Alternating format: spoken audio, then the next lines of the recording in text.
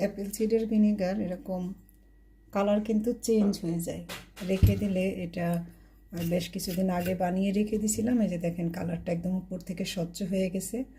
আর যে মাদারগুলো সেগুলো কিন্তু ওই যে নিচে জমা হয়ে গেছে, এবং ঝাঁকিয়ে এই মাদার সহই খেতে হবে।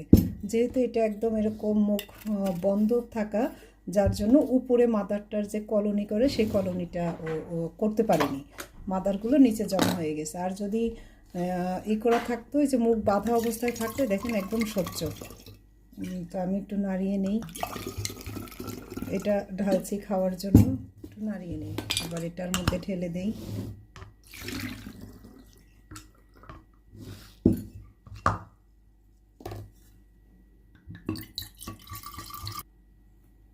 মাদার মানেই হচ্ছে লাইভ ব্যাকটেরিয়া, ব্যাকটেরিয়াগুলো একদম নিচে জমা বেঁধেছিল, এই জন্য উপরে স্বচ্ছ হয়েছিল। এখন আমি বারবার নাড়িয়ে এটা ভর্তি করে নিচ্ছি।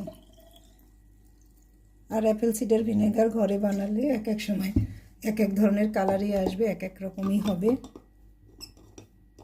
কোনো ন্যাচারাল জিনিসই সবসময় একরকম কালার, একরকম সব কিছু থাকবে না।